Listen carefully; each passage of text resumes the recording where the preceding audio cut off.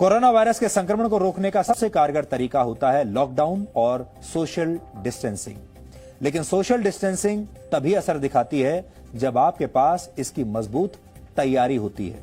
यानी कोई भी देश सोशल डिस्टेंसिंग के लिए तैयार होता है या नहीं होता है, किसी देश की कितनी तैयारी है इन सब चीजों के लिए, यह बहुत बड़ी बात है। अब जरा कल्पना कीजिए कि दुनिया में कोरोना वायरस का यह हमला अगर वर्ष 2014 में या उससे पहले हुआ होता, तब भारत में क्या होता।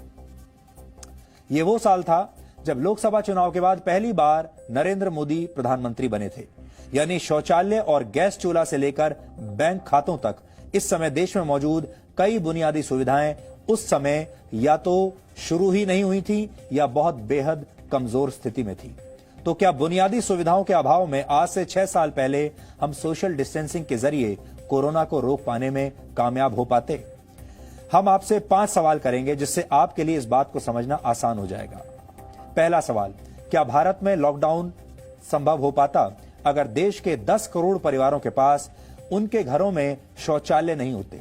जाहिर है शौचालय के अभाव में घर से बाहर निकलना लोगों की मजबूरी हो जाती और गांवों में सोशल डिस्टेंसिंग का पालन नहीं हो पाता।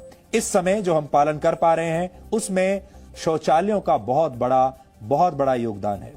दूसरा सवाल, क्या भारत में लॉकडाउन संभव हो पाता अगर 8 करोड़ महिलाओं के पास गैस चूल्हा ना होता? इसका जवाब भी है नहीं हो पाता, क्योंकि तब इन महिलाओं को चूल्हा जलाने के लिए लकड़ी या कोयले की तलाश में बाहर निकलना ही पड़ता और सोशल डिस्टेंसिंग का पालन नहीं हो पाता और ना ही लॉकडाउन संभव होता। तीसरा सवाल, क्या भारत में लॉकडाउन संभव हो पाता अगर देश के 2 करोड़ लोगों के पास अपना मकान नहीं होता? सवाल ही नहीं पैदा होता, क्योंकि बेघर लोग तो लॉकडाउन और सोशल डिस्टेंसिंग के लिए सबसे बड़ी चुनौती होते हैं। जब घर ही नहीं है तो लॉकडाउन कैसा?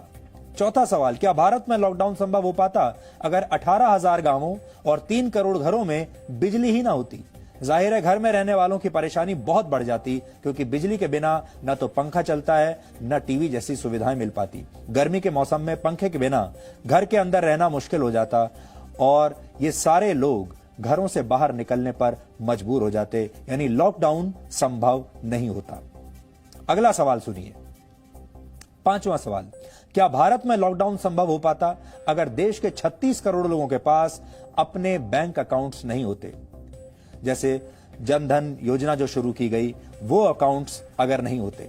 इसका जवाब है जरूरतमंद लोगों की परेशानी बहुत बढ़ जाती, क्योंकि उनके बैंक खातों में सरकार की तरफ से मदद पहुंच ही नहीं पाती। तो ये सारी जो सुविधाएं हैं, आपको याद होगा सरकार ने कहा था हर व्यक्ति के पास एक प्रधानमंत्री जनधन योजना के तहत अपना बैंक अकाउंट होना चाहिए, ताकि सरकार को अगर कभी मदद देनी हो तो सीधे उस बैंक अकाउंट में पैसा पहुंच जाए। अगर ये 2014 में हुआ होता तो करोड़ों लोगों के पास तब अपने बैंक अकाउंट नहीं थे। इसलिए अब सरकार जब चाहे इन लोगों के बैंक खातों में सीधे पैसा ट्रांसफर कर सकती है और कुछ सेकंड में यह पैसा उन तक पहुंच जाएगा।